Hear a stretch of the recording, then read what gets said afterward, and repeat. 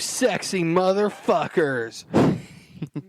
I hope that you all are doing fantastic today, this morning, this afternoon, this evening, whatever it may be at your present time.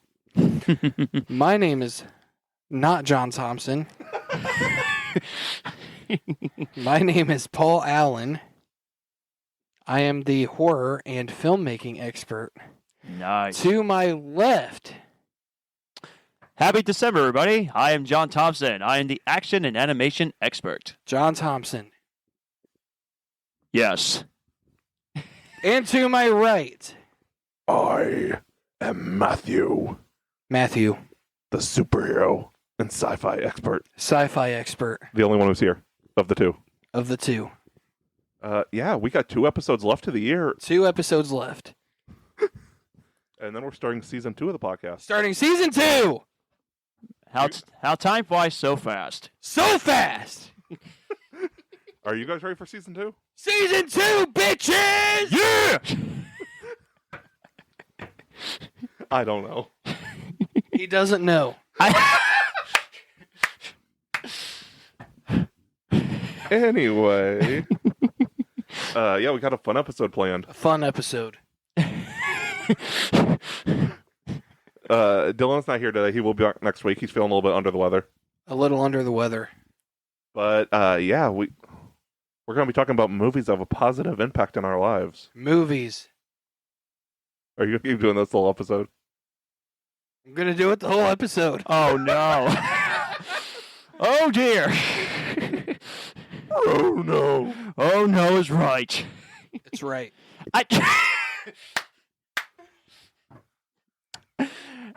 You know what we should call this one? We should call it the Holly Jolly edition of Citizen Sound Podcast because... Holly! Because it is Christmas month after all.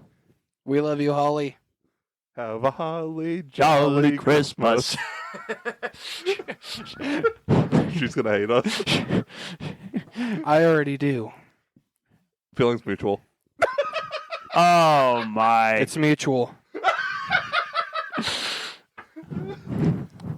So, yeah, this week we're movies that make a positive impact on our lives. Next week is our favorite Christmas movies. And then we have our Eddie D's interview next week. We're reviewing the man. We are reviewing Eddie Deason. Yeah. And plus, on the birthday special, I'm going to talk about my favorite movies from the year I was born all the way up to 2022. They didn't make movies in the 1860s, John.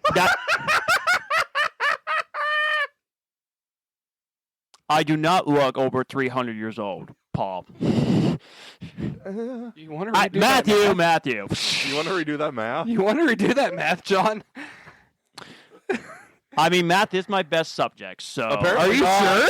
No, it is. Okay, John. All right. The year is 2023, correct? Yes. I said 1860. Yeah. How old would you be if you were born in 1860?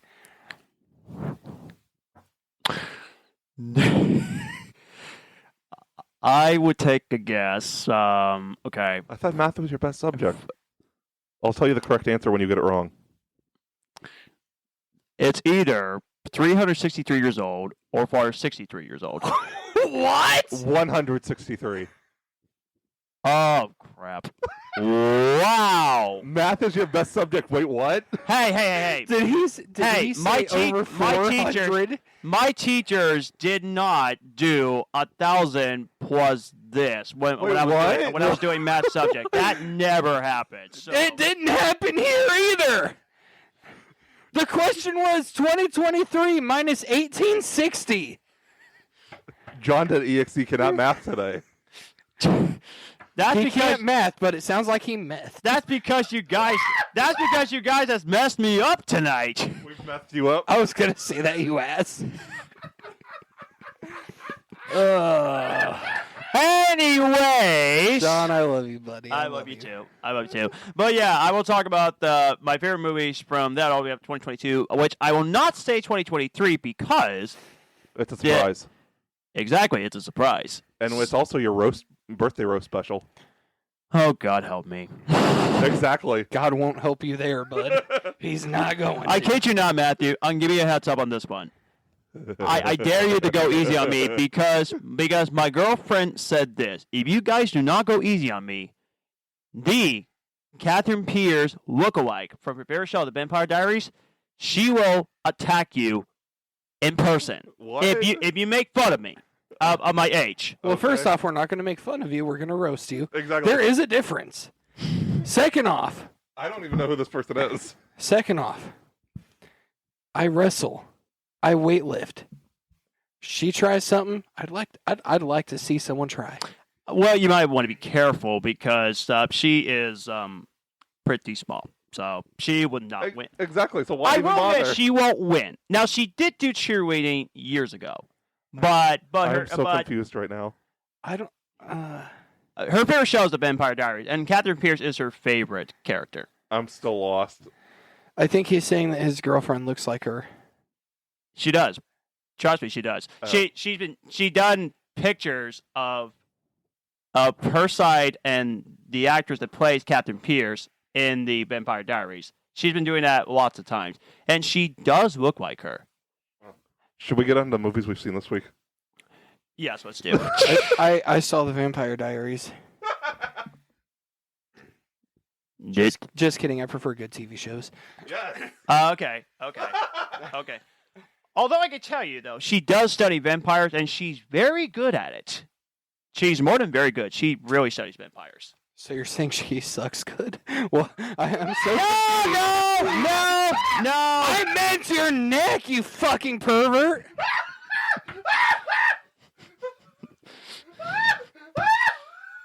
Oh my goodness gracious alive!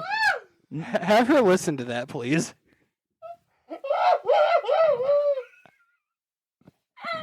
Well, Matthew, now the listeners knows how loud your laughter is. And he is cracking up over there. And you got me laughing most of the times. Are you okay there, brother? I think I broke Matthew. Which is what you like to do, ironically. Oh no! Oh, no. Anyway, movies that we've seen this week. A little insanity a day keeps the doctor away. Yes. Exactly. So I watched the Squid Game Challenge series, which is real life Squid Game. From a very popular Netflix show. No, it's never been heard of before. But yeah, so those of you who have followed me on Facebook for a while know how much I love Squid Game. I think it was an excellent show. It was written masterfully. So whenever I heard that they were doing an actual like reality series of it, I was very excited. I'm slightly disappointed in it. I feel like the episodes drag quite a bit.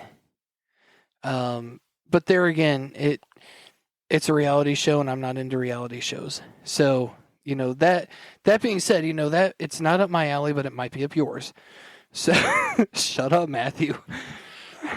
So don't let me saying that deter you from watching it, because if you enjoyed Squid Game, you will enjoy it. I enjoy it.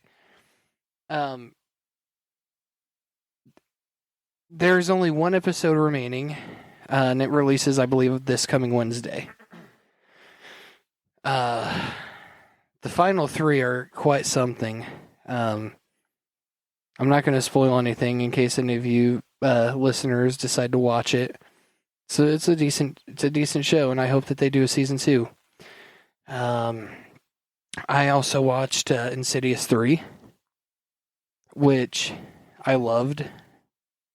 I almost say it rivals the first one. Not that it's better than the first one, but it's just as good in my opinion. 3 too?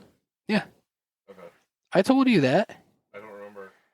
Remember, I said it was, in my opinion, it was Dermot Mulroney's strongest performance that I've seen him in. I haven't seen all of his stuff yet. I think it was his best performance. Yeah. At least from the movies of his that I have seen.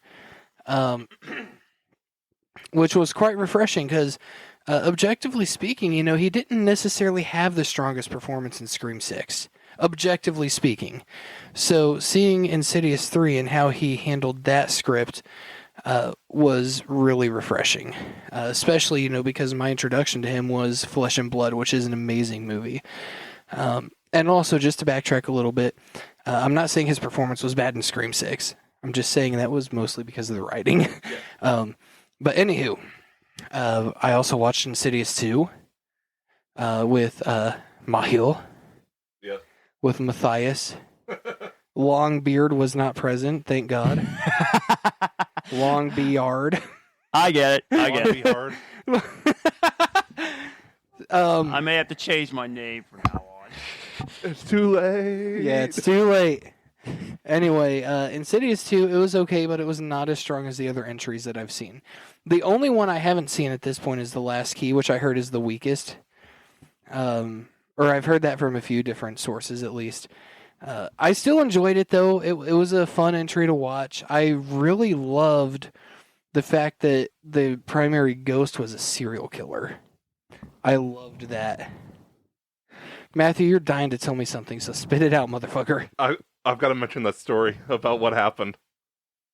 The light turning on its own? Yeah. Okay, so we were watching Insidious Chapter 2, Okay. and I kind of backtracked whenever it happened because Matthew was freaking out. That light was not on. Yeah, it was. No, it was not. I promise you. I noticed shit like that. That light was not on. I promise you. Are you sure it wasn't TV reflection? Dude, I'm too neurodivergent for that shit. I noticed changes. That light came on right as we were talking about how creepy Insidious 2 was. Oh no. Ruh-roh. You can believe that the light was already on if that will give you emotional security. It was not, though. You can live in Delulu land. But anyway. My eyes would have oh no. I would say that the first Insidious is my favorite, followed by The Red Door, followed by 3, followed by 2. I can't rank the other one because I haven't seen it yet. I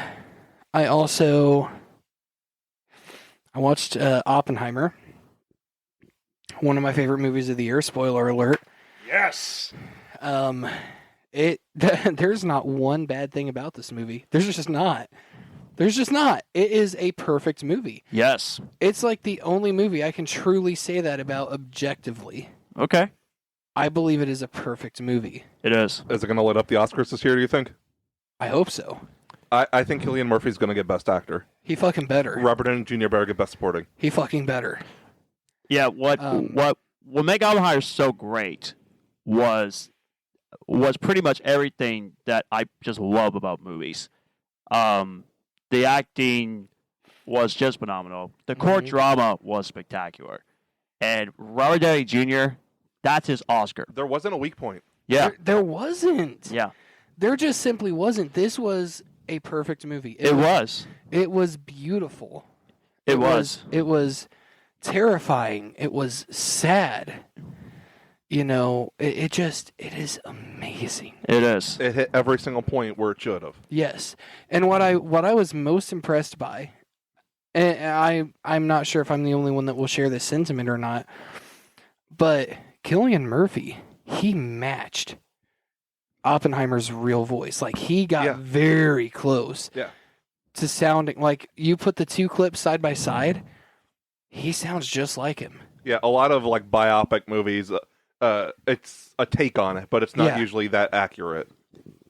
Cillian Murphy just proved why he's one of the best actors on earth. Yes. Yeah. Yeah, I gotta say, I'm so happy that you love this movie, Paul. I'm so happy. I actually Not as good as Barbie. But anyway, I'm just kidding. I haven't seen Barbie yet. Okay, but anyway, honestly, I'm happy that you loved the film because I gotta be honest with you, I didn't think you were gonna care for it because the movie's 3 hours long, and most people won't be able to go past 3 hours. Okay, here's my stance on long movies. Sure. Here we go. If it makes sense. Okay. If it paces well. Gotcha. If the story is actually worthy. Yeah, that's true. And I don't like unnecessary world building. Gotcha. I don't need to know about 1,000 other planets to understand the plot of one movie. Okay. Matthew. I don't need to fucking know that shit. 3-hour movies are bust. But anyways, So, if the story is genuinely there, and Oppenheimer is an excellent example of that, because that story, they justifiably could have made it 2 parts and made each movie 2.5 to 3 hours. that's so true. Yeah. Another example is The story's just really dense. it is. Another example, and I know that they didn't do this, and it's kind of losing traction because of that, is Napoleon.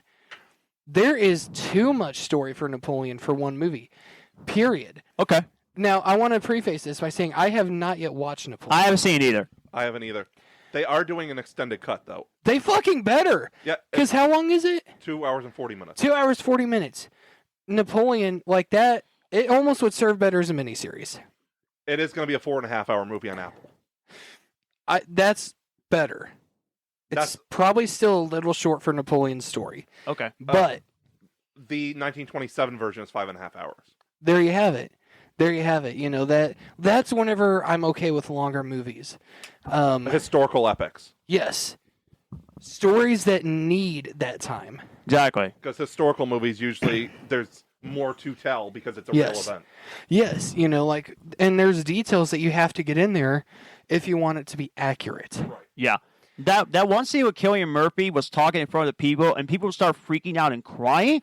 That was just so unique and just so whoa. And when they were talking and like it was people were screaming, it was like fire and something like that. Like that was crazy. It was his PTSD. Mhm. Yeah. I mean that is just brilliant directing there. If you want to rewatch it, it's on my Vudu account. Okay. Because I do want I'm to. going to rewatch it this week. Yeah. I'm going to soon too. I mean, Yeah.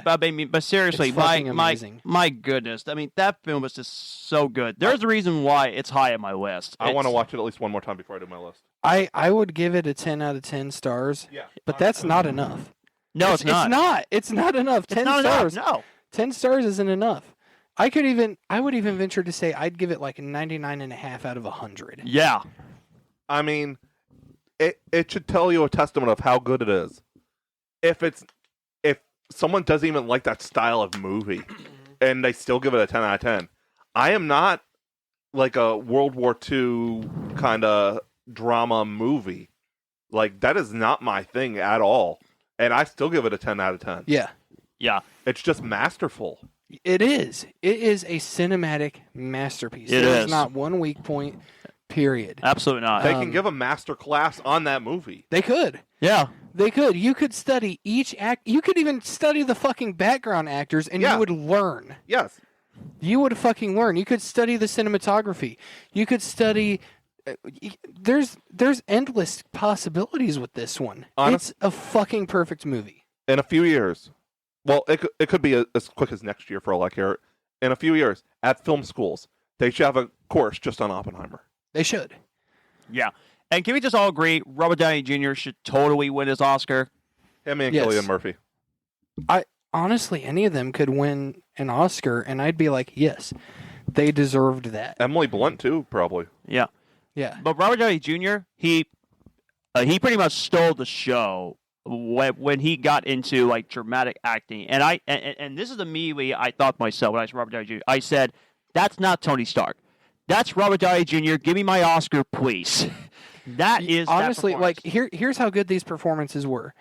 And I've been a fan of Cillian Murphy. I've been a fan of Robert Downey Jr. Yes. Whenever I looked at that, like I'm going to take it just a step further than you, John. Okay. Okay. Whenever I looked at that, I didn't see Cillian Murphy. I saw Oppenheimer. That's true. Whenever I saw Robert Downey Jr., I didn't see him. I saw Strauss. Yeah. That's how fucking perfect these actors were in their roles. These actors have been in tons of movies, and you didn't see any of their other I'm performances. gonna say something that some people are gonna agree, some people are gonna disagree. This was Robert Downey Jr.'s best performance of his entire fucking career. Yes. Iron Man is second. Yeah. Same with Cillian Murphy. Yes. I 1,000% agree with you on that. I love him as Iron Man, but this is his greatest performance ever. Iron Man is by second. far. Yeah. By far. Iron Man is obviously going to be his more iconic role. Like, Yeah. years and years down the road, after we're all long gone, people are going to remember him by Iron Man. Yes. But that doesn't mean that that's his best performance. It's an amazing performance, but it is second. Right. Yeah. There is, excuse the fuck out of me, there is one more movie I watched. Okay. And then I'm going to jump into something before you do yours, John, real quick. Sure. I just got to make an announcement. Okay. Well, a couple announcements real quick. So, the other movie I watched was called Family Switch. I Debbie heard of it. That's a Netflix movie, right? It is a Netflix movie. It's even worse. It's a Christmas movie. Really? Okay. Yes. So, if it's all right, I'm just going to read the review that I wrote. Yeah, go for it. Okay. Because I've been wanting to watch it possibly. Yeah, you should. Okay. I'll elaborate on certain points of this. Okay. So I wrote that Family Switch is a new Netflix Christmas movie starring the wonderful Jennifer Garner, Ed Helms, Emma Myers, Brady Noon, and a slew of other talented actors. This is a story of a family that switches bodies with each other during the planetary alignment, also known as harmonic convergence for my fellow Avatar nerds. It is quite literally 13 going on 30 meets Freaky Friday. This is a fun film, though it offers nothing we haven't seen before. You can like this. It's been done before. Yeah. That's not necessarily a bad thing. No. The talented cast makes this movie worth watching, in spite of the repeated tropes. Gotcha. Garner, as always, delivers a stellar performance, as does Myers, who is, in my opinion, the standout of this film. Emma Myers is much like Jenna Ortega. She is going to be huge in a couple of years. Agree. And they're both on Wednesday. They are. Jenna Ortega, like the first thing I saw her in was Babysitter 2. And the moment that I saw her take the screen, I was like, she's going to be a fucking star. And now she is.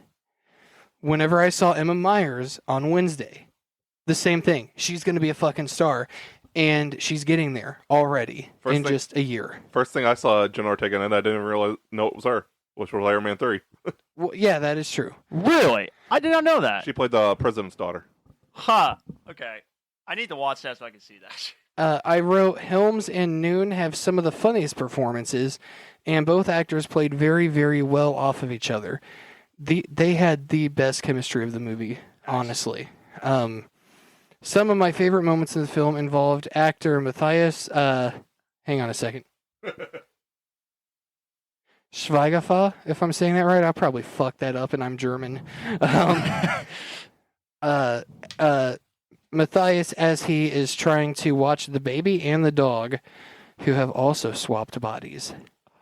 Oh my gosh. It is so unbelievably funny. Oh man.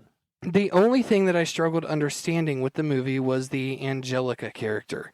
Perhaps there is a detail I missed with her scenes, but I would have liked more of an explanation of who she was and why she was there. Overall, I enjoyed this movie. It was a fun watch with an appropriate runtime. I think 2 minutes more and it would have been too long, given its content. The performances were amazing. This movie gets 3.5 out of 5 stars from me.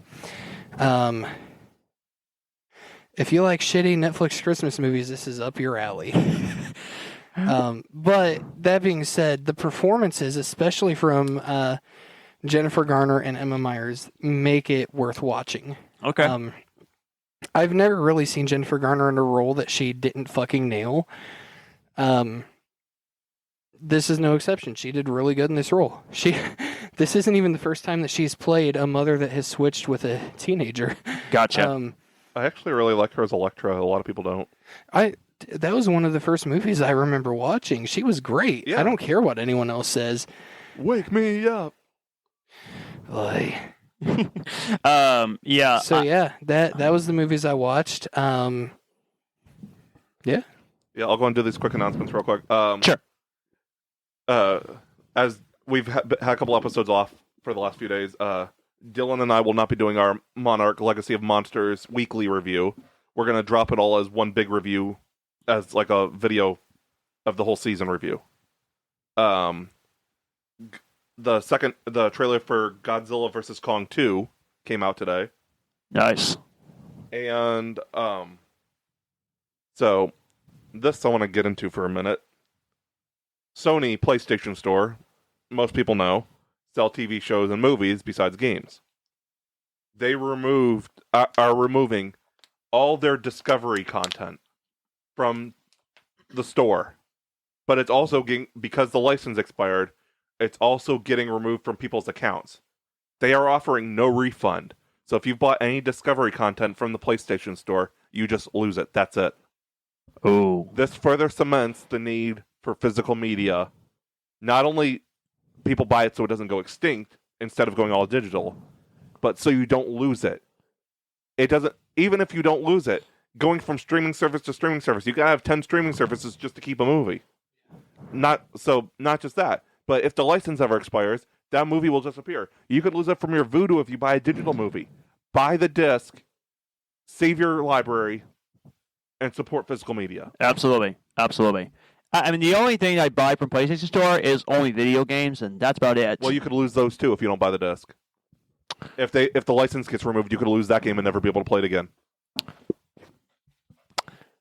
Well, I don't have. Perfect example is the Friday the 13th game. Yeah. Okay. You know, they've already stopped selling it online. Yeah. And the servers are going to be discontinued. So, that's just one example. And that's an online-only game to specify. That's why the servers are going down. Like There are some elements that you can play offline, but it's not nearly as fun. okay, the offline stuff will still work to specify. Mm-hmm. Yeah. Yeah. Online, digital-only stuff, it's not good. Like, streaming services are great, especially for discovering new movies, whatever, having a vast library. But buy when you can, always.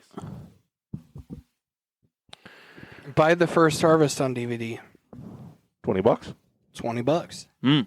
Message Paul Allen on Facebook or Heidi Mickak or Derek McMahon, and we'll hook you up. Or $20. If they can't find you, just message the podcast page. Message the podcast page. Nice. What movies have you seen? I'll let you do yours first since I got a lot. Okay.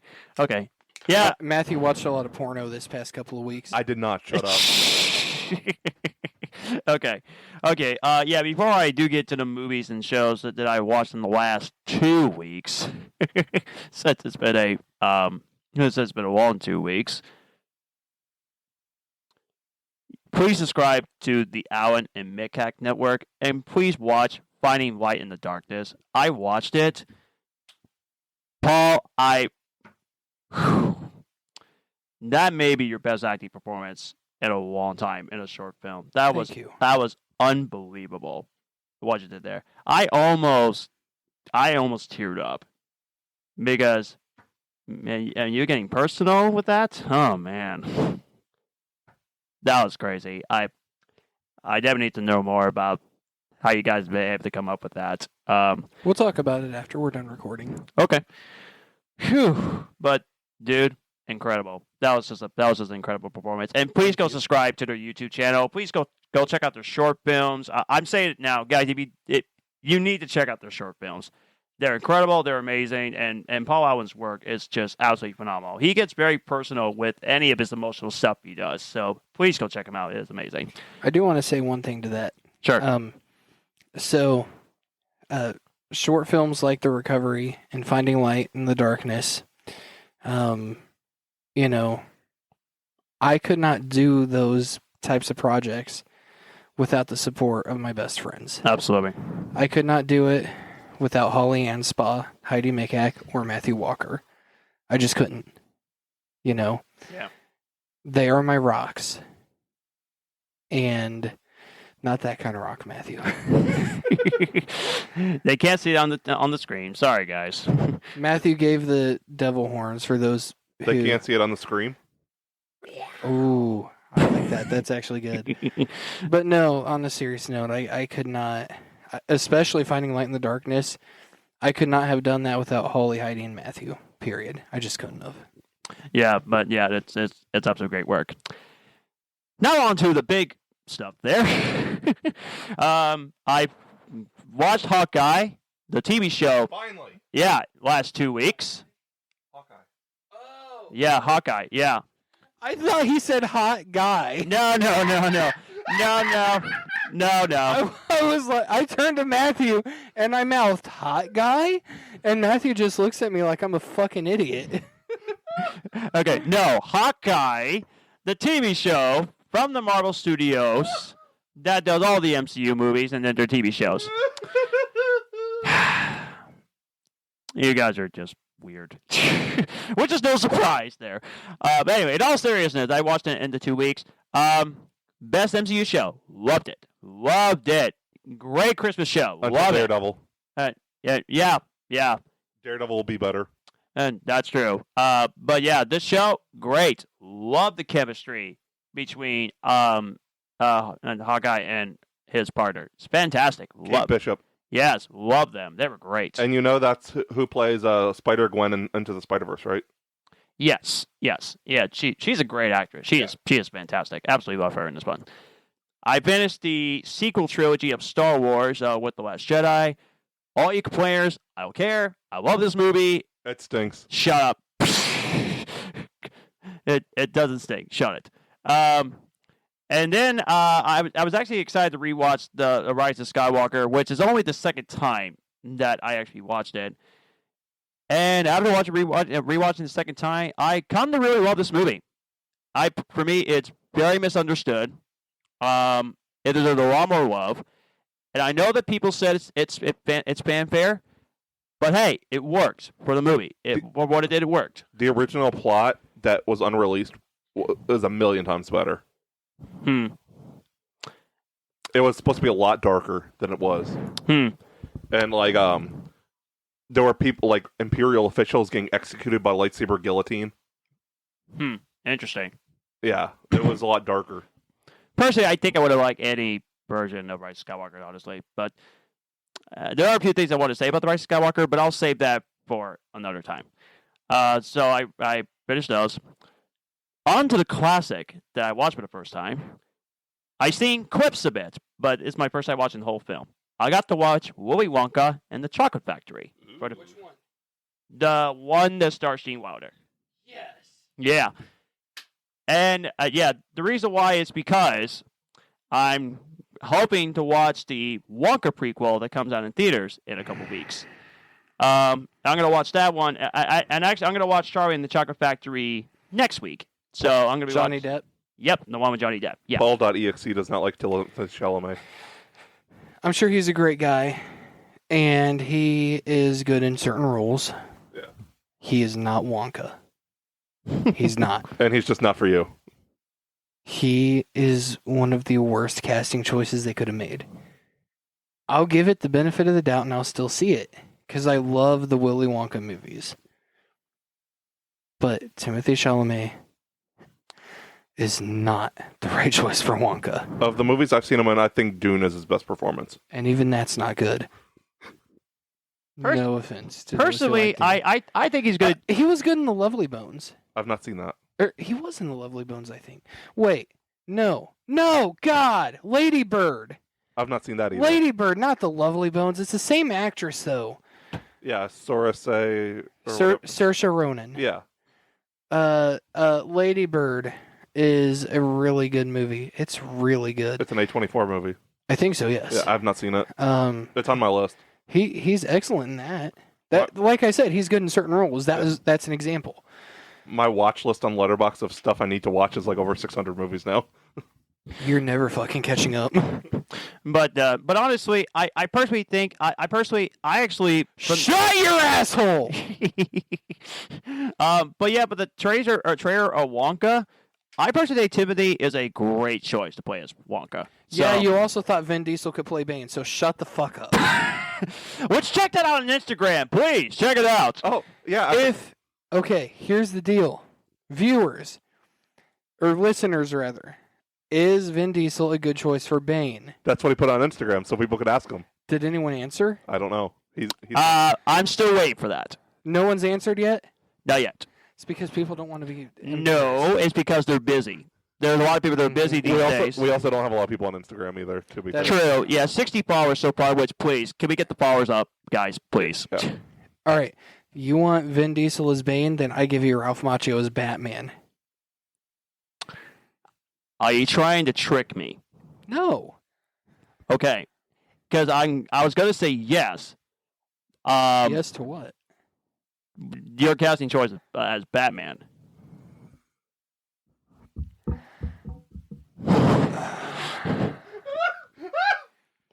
Look, Ralph Macchio is an amazing actor. I love Ralph Macchio. He's not fucking Bruce Wayne. Okay. He's not Batman. He was trolling you.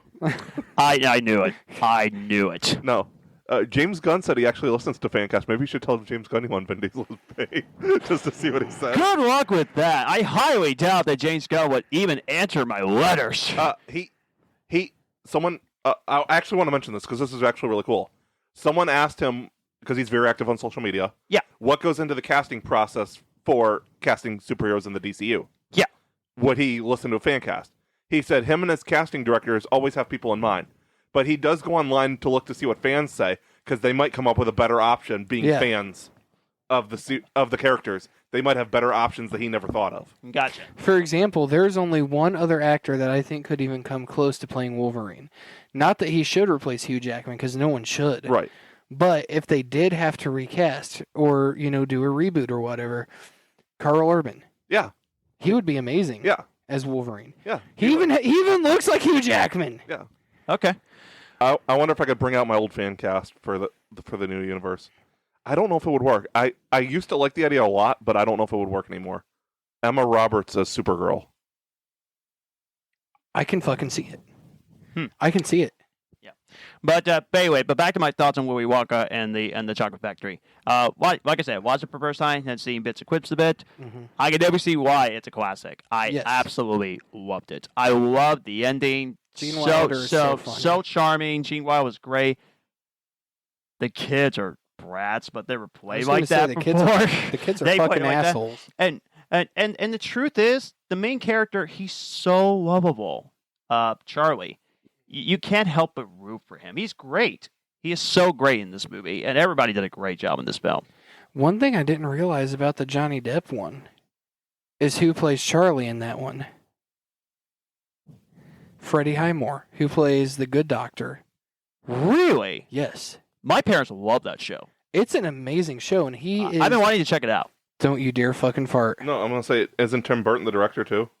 Yes, he is. Yeah. But no, yeah, Freddie Highmore plays Charlie. Cool. I didn't realize that. Like, whenever I saw the good doctor, I was like, he looks fucking familiar. I didn't realize he was Charlie. That's cool. I know people were divisive on Charlie and the Chocolate Factory. I know people were very divisive on this movie. So I didn't like it. So fuck you. So yeah, Thank you. I'm gonna give it a watch myself, and I'll see what I think of it. Will I think it will be better than the classic? Probably not, but we'll see how it goes. Then I got to see The Hunger Games: The Ballad of Songbirds and Snakes. Yeah, I've still not seen it. Maybe controversial for some people. It's my favorite of the franchise. Oh. It is. I love origin stories. And I personally thought that the origin of Hunger Games was so fascinating. It'll start off slow first, but when you get to the action, it's great. And Rachel Zegler is phenomenal in this movie. She's one of the best up-and-coming actresses. She is. And so I was not excited for this movie. I mean, I'm a casual fan. I'm not the biggest fan of this franchise. I like it, but it's not my favorite. Yeah. But the origin story of the Hunger Games, it was so fascinating. I loved the whole thing. So that was pretty awesome. I also got to go see the film Wish, which I'll give my review of that a little bit later. And one more thing. It's not a movie or TV show, but it's something that I've never been to before. My brother and sister, they surprised me with an early 30th birthday present on Thanksgiving weekend. Did they get you a stripper? No. No. I was going to say something about that, but no. I was going to say something like that, but I better not. It needs to be a quality podcast, please. But anyway. Was it a firefighter, dude? No. Was he swinging his fire hose? No. Was he trying to put out your fire? Anyways. Was he trying to access your fire hydrant? No. Can I please get through it, please? Or was he a reverse firefighter where he was Okay, putting you on there was fire? no people involved in this surprise. No. Oh, right. Okay, no, it's something that Hands-on experience. but no, it's something that I've been to that I never been to before, and it was a awesome surprise. I got to go to the very first Broadway show that I ever been to. It was in Indianapolis. Mhm. They took me to see Frozen on Broadway. Hey. Could have been a Hey. better choice, but Hey. I'm glad you got to experience Broadway. Yeah. Hey. Don't make fun of it. I wanted to see it on Broadway because, as you know, I love the movie. I know you guys don't like it, and that's fine. Because it's a terrible movie. Yeah, I'll let it go. For you. But John, no, objectively speaking, it is a horrendous movie. again, for you. But other For people. a lot of people. No. For anyone who likes movies, I've not even watched it. I'm too scared to watch it. It sounds so bad. you're not missing anything. Yeah, Hey, John, guess what? Go ahead. I hope that Olaf melts. That's not going to happen. That's I not wish going to it happen. did. Like I said, guys, look, I'm the biggest Frozen fan. So If the director of Blood and Honey makes it, Olaf will melt. Okay. anyways, If he does a Frozen you have not met diehard Frozen fans, and there are plenty of diehard Frozen fans. But anyway, Let it What? go. shut up. I've met losers before. In all seriousness, went to see the whole show, and I loved the whole thing. It was just a fantastic experience. The fact that I go to see one of my favorite movies turned into a Broadway show, and you get to see the cast like on stage in live action, it was awesome. I loved it. And Did the you know crowd, Elsa was made and named after a porn star? for real? Yes, that is actually true. Wow. That Matthew, fact check it.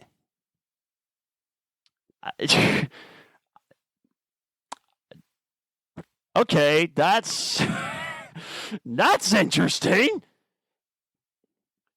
Yo, Disney, where are you hiding your dark secrets there, guys? Disney has always had subliminal shit. Oh dear. Always. Like there's even one, I can't remember which. It's like a cartoon from the 60s. That it's like one of the characters going down like a slope or a mountain or something, and you can see like into the windows in the background, right? Yeah. And in one of the windows you can actually see the cartoon of a naked person. Really? If you slow it down and watch carefully, you can see it. Oh Lord. Supposedly. Well, I'll tell you this. There was a musical number. Now, they weren't completely. They were in nude suits. But they did do a musical number where they were hiding bushes and they were doing a dance. And I was just and I was thinking to myself, I hope they were wearing nude suits because it looked like they weren't. They would have been. Matthew. There's no like direct answer. That's definitely true.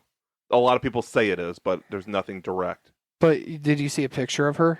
Yeah, That looks like Elsa. yeah, Her name is literally Elsa. yeah. Oh my gosh, that's weird. But anyway, The Lion King. If you pause at just the right spot, you could see sex and smoke. Yes. yes, I did hear about that. But it was supposed to be. But Disney said they denied it. It's actually supposed to be SFX for sound effects. Yeah, that So- makes a lot of So sense. I believe Disney's words are heartbeats on that. We're You not, would believe corporate billionaires who price gouge? we probably shouldn't get into Disney too much with the background on Disney. Yeah. Yeah. That's a little bit. John, it could be worse, though. I'll give you good news right now. Gotcha. Folks. It could be worse. John could either be a brony or a furry. I don't even want to know what that is. Don't. Okay, but anyway, the whole Broadway show was great. I loved it. I had a great time, and it was an awesome birthday surprise, which I thank Bruce and Morgan more than once for taking me to the Broadway show. It was just a fantastic experience. For listeners that loves Broadway, please go see it. It's a fantastic show. Absolutely loved it.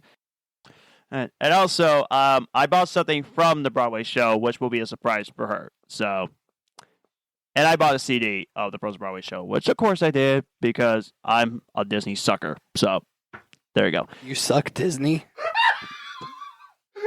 We just can't get away from this. Yeah. But anyway, in all seriousness, to curious guys, how was your Thanksgiving weekend, guys? It was okay. I had to work. Oh, that stinks. I just sat home and watched movies. I watched like 3 movies that day. Are you done with your list? Yes, I know. Like I said, I'm going to give my review of Wish later. To further answer your question about Thanksgiving, the Saturday after Thanksgiving was what I was looking forward to that week. We filmed a short film called Written in the Dark. Folks, this has to be a record. We filmed 27 pages in one day. Holy cow. Industry standard is 5 to 10. Okay. So you set better than the standard for the industry. I'm not saying it's better, but we I'm did saying it. better timing. Yeah, well, yeah, because, we all had our shit together as far as lines goes, or as far as the lines went. We all knew what we were doing, and that helps greatly. We have unfortunately worked with people who dragged their fucking ass. No further elaboration needed. And that unfortunately causes a lot of headaches. Anyway, so we filmed Written in the Dark, which is a very, very powerful short film. It is going to be my favorite of mine and Heidi's work. Easily and by far. And then after that, I went down to Martinsville, Indiana to wrestle. That's on YouTube, isn't it? It is on YouTube. Yeah, I saw that. It's I on thought the it Alan said and that. Macac Network. Nice. Yeah, Did you watch it? and no, because I'm not the type of guy that likes to watch wrestling. Fair enough. But I do respect you, but for your wrestling ability. I hung my opponent. Oh no, boy! I legitimately hung him. Yeah, I think the Saturday was better than Thanksgiving It was. because you had that. I got to hang out with Robbie and Anna. So Mhm. Yeah, that's cool. Tobby and Banana. Y'all, whenever I pun your names, that means I love you, just for the record. Is there? You think it's a possibility, Paul, that you ever want to do WWE wrestling? Like you want to be No. on WWE TV? No. No. Oh, That that would have been cool though. Don't get me wrong. I love WWE and I love AEW both. There's not one wrestling promotion I don't like. I'll put it that way. Okay. However, it's not going to be my career. Okay. Film is my livelihood. It is my career. It is my passion. Absolutely. I also have an announcement regarding my wrestling career, but I will not announce it on the podcast yet. Okay. I'll tell you afterwards. Okay. Nice. okay, I'm gonna start getting through some of these movies real quick. Hurry up! You're dragging your fucking ass! Ow! I'm just fucking with you. Oh. So the ones I rewatches, I'll just mention. I won't say anything about them. I watched Caddyshack for the first time. One of the best comedies of the '80s. Probably one of the best comedies of of last century. Easily. I do enjoy comedy, and I like to watch golf, so this might be a movie I like. Bill Murray's in it. Yeah, Bill Murray, nice. Chevy Chase, Yeah. Rodney Dangerfield. Ooh. There's a funny scene. I've got to mention the scene. They throw a candy bar in the pool. A chocolate candy bar. Okay. What do you think happens? Fucking melts. It doesn't melt. Or it looks like a turd. Maybe. It looks like a turd, yeah. Really? So everybody's freaking out. Get out of the pool! Turd! I need to watch that. Rewatched Looper. Inside Out. Yes. I watched Gone Girl for the first time. Oh my gosh. That- Apologies. That was messed up. I heard it's messed up. I won't get into details. Not safe for work details or safe for podcast. Okay. But it is messed up. Rewatched Scream 6. Rewatched Dead Reckoning Part 1, Mission Impossible. Wait, Yes. did you watch Scream 6 without me? No, you watched it with me. Oh, okay. Oh, yeah. That was On the within the last 15th. 2 weeks. Yeah. Watched Godzilla 2014 again. Watched Legion of Superheroes, one of the DC animated movies. Nice. That was easily the best of the animated movies from this year. I give it a 4.5. Legion of Superheroes is in like the year 3000. Okay. It's like a futuristic team. Cool. Justice League Warworld, not nearly as good. It was too much setup and not enough actual plot. The main part of the plot didn't happen until like the last 15 minutes of the movie. Okay. So it was kind of stupid. It was more of a setup for the 3-part Crisis on Infinite Earths animated movie coming out next year. Interesting. I watched The Black Demon. I gave it a 1 star. I thought it was going to be a megalodon movie, a giant shark movie. It turned out to be more an environmental piece. Oh, About protecting the environment than it actually was about the shark. most people get so sick of that. They get so sick of environmental messages movies. So, like, people get so tired of that. People can have their opinion on what they want about stuff like that. Exactly. But don't advertise as a shark movie and then make it a political piece. Gotcha. Haunting in Venice. So freaking good. Again, I've been wanting to watch that. It's on Hulu. Watch it. Okay. I won't say it is going to because I don't want to spoil my list. It might make my top 10. Or top 15, I should say. Okay. Nice. Totally Killer, which is on Prime, which is basically Scream meets Back to the Future. Which I love both of those. Yeah. Reptile, that was pretty good. It was a Benicio del Toro crime thriller. The Tank, I like creature features. I love them so much.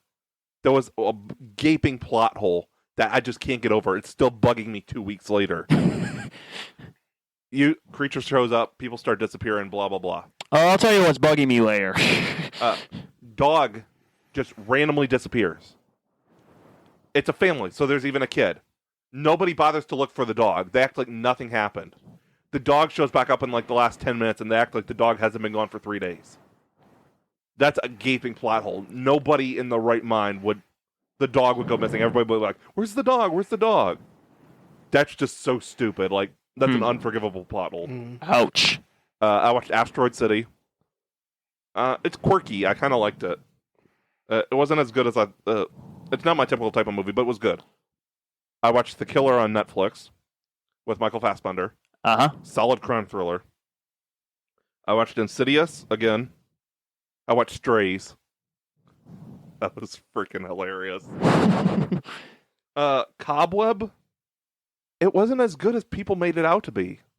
It kind of let me down a little bit. I gave it 3 stars. Okay. Slaughterhouse was horrible. I wasn't expecting art going in, but it's not good. The sloth even has its own Instagram as it kills people. Oh, no. Where it takes pictures of it with the dead bodies. Oh, no. No Stole thanks. that from me, damn it. Huh? Fucking stole that from me, damn it. To Catch a Killer has Shailene Woodley and Ben Mendelsohn. Nice. Solid crime thriller that's on Hulu. It's about a active shooter. On a Wing and a Prayer, which is a true story about guy gets involved, pilot dies, and plane. Dennis Quaid? Yes. Yeah, I heard you gave 5 stars to that. Dennis Quaid and Heather Graham. It was a really well done movie. I need to check it out then. Solace. It was kind of good. I watched it with Paul. Yeah. Oh, I forgot to mention that I rewatched it. It was. There's also another movie I forgot, but I'll get into it whenever you're done. It was okay. It was good. Rewatched Ragamuffin, one of my favorite movies. Watched a documentary called Rolling Away about skateboarder Ryan Sheckler. I finally got to see The Last Stand with Arnold Schwarzenegger. Nice. It was hilarious. See You on Venus was like a romance movie. I usually don't like those, but it looked appealing. And it was kind of deep, actually, so I kind of enjoyed it. Cloverfield Paradox, easily the weakest of the series.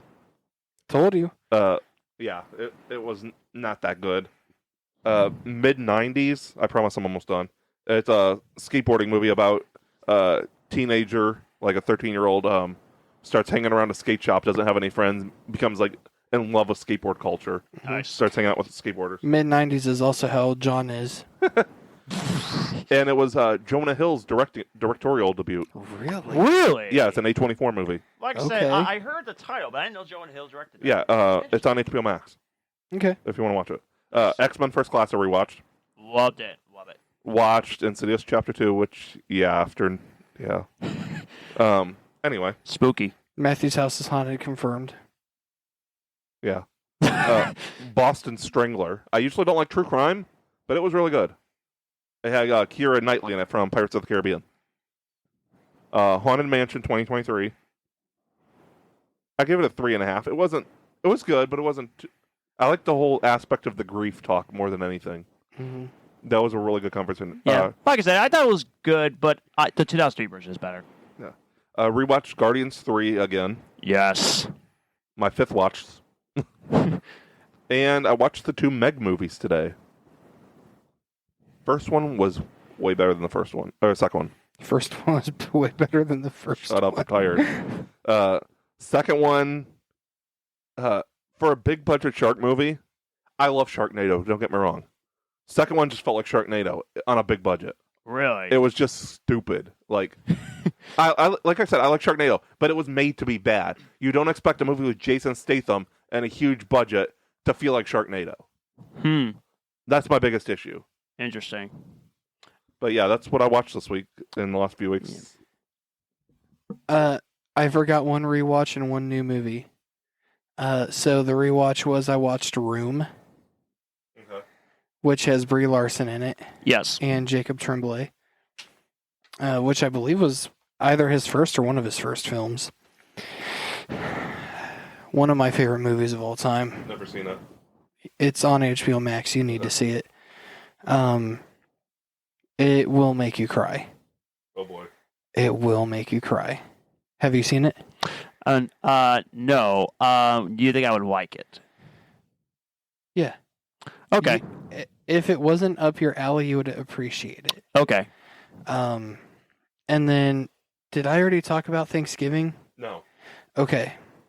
Like, not even on the last podcast episode? No, we watched it after. Okay, I thought so. I wanted to confirm. Yeah, you and John can do mini reviews of that in the Wish, if you want. Like right now? Yeah. Okay. And then we'll get into the main topic. Okay. So yeah, I went to the premiere for Thanksgiving. Now I want to preface this a little bit by saying, like, I have really bad holiday depression. Like really, really, really bad. And I was mostly just trying to find a way to escape my own thoughts by seeing a movie called Thanksgiving. I saw it on the premiere day, and it was a fucking amazing movie. It's not going to crack my top 10 purely because it's too much like Scream. Even has someone from Scream in it. But it is a very fun movie. It is Eli Roth's best movie, in my opinion. Killer was... spoiler review? Yeah, if you want to, go for it. Spoiler review, if you haven't seen Thanksgiving yet, get your fucking ass to the theater, buy a ticket, and watch the movie. Support film. Anyway. So The Killer was very easy to predict. Within the first 10 minutes, if you are observant enough, you will notice who the killer is. John, do you mind if I spoil it for you? Please do. I don't mind. I'm not even going to watch it. Okay. So the killer is played by Patrick Dempsey. Really? Yes. Who was in Scream 3? Yes. Wow. In Scream 3, he was the red herring. Yeah. He was set up to be like, oh, he could be the killer. Interesting. In Thanksgiving, he was the killer. Yeah, in Scream 3, he was the cop. Yes. Oh, yeah. Detective I Mark like the Kincaid. cop. Yeah. Yes.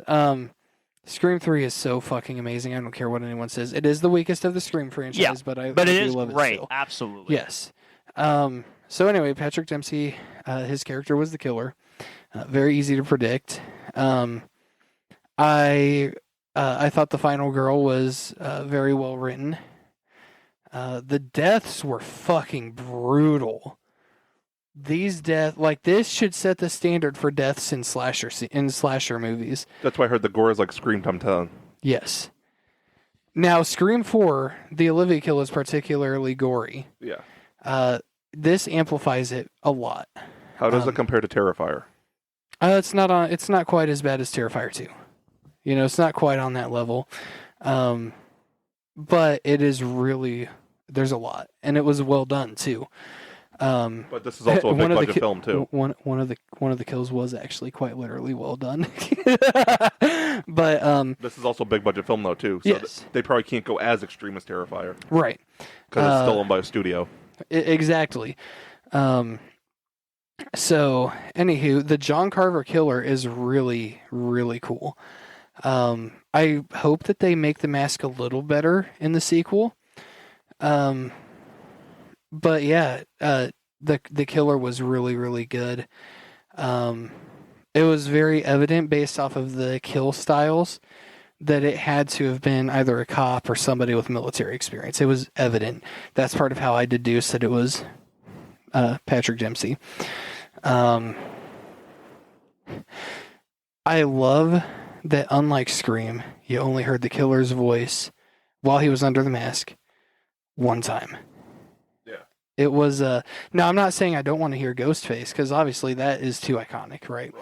But I like that it was I like that it had that contrast, because I think that they knew it was going to be compared to Scream. Right.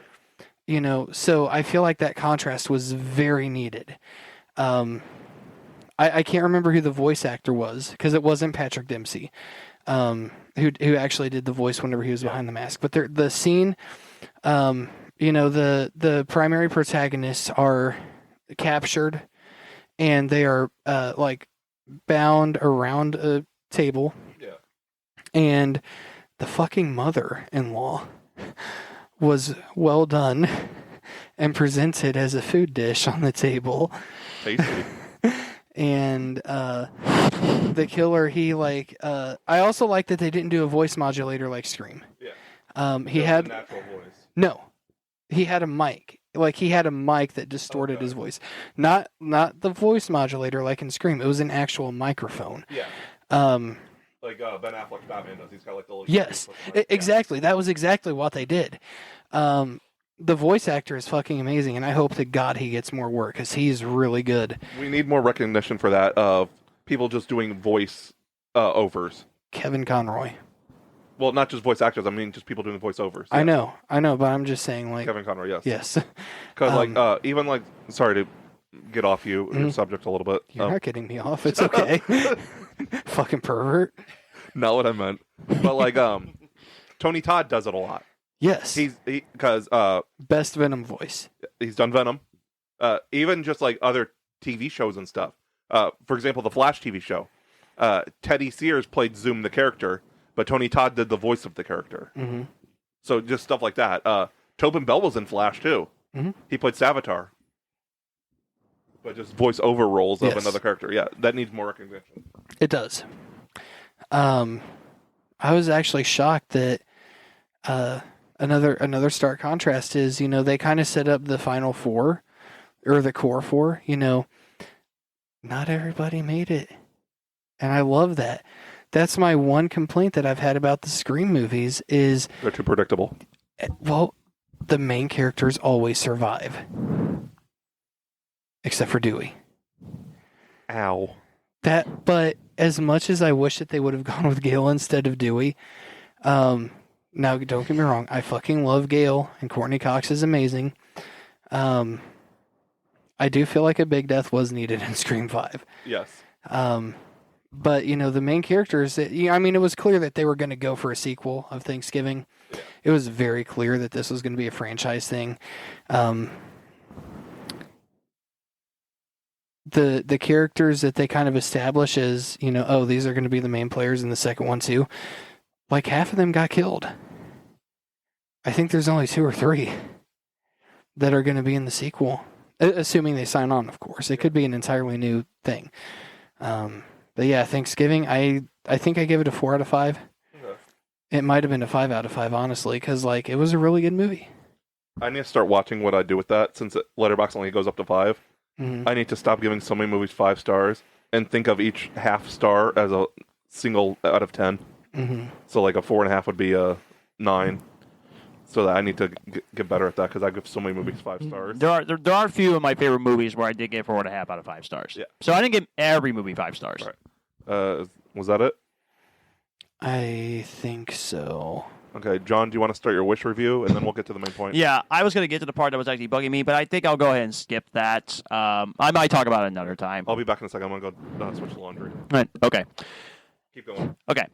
So, I got to go see another one of my most anticipated films of the rest of the year, and that is the Disney's 2D/3D animated movie. They actually combine 2D and 3D with the movie Wish.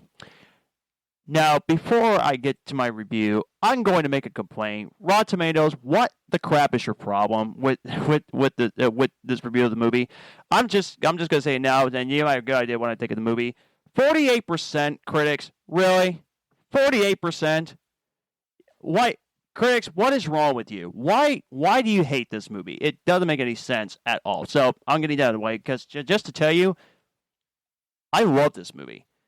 Mom and I really enjoyed it. We got to go see it on a Saturday, and I was hoping that Disney would nail the tribute to 100 years, and they did exactly that. I thought the film was just spectacular. I love the story plots. I love the references to the Disney movies. The animation was perfection. They did it so well with the animation, with the 2D and the 3D animation combined together. I loved the character design, and the backgrounds was beautiful. Absolutely loved it. I thought the characters was great. Chris Pine as the villain is great. Chris Pine is great in this movie. And, of course, it has to be a musical because 90% of Disney movies are musicals. Not every Disney movie. For example, Big Hero 6, which Paul, you and I love. We love Big Hero 6. Yeah, huh? And yeah, it's fantastic. It's an awesome movie. I will go as I'm not going to go as far as say it's better than Big Hero 6 because that would be crazy. But I'll probably put that probably my top 5 or top 10 maybe. That's how much I love the movie. But anyway, the songs was phenomenal. Absolutely love it. And Chris Pine can sing, and he actually got himself a song role in this movie. It's spoiler free. Don't worry, guys, because I'm saying spoiler free because I know, Paul, you don't like Frozen. We already established that. I think you'll like Wish better. You'll like this better. Were you really pining for him?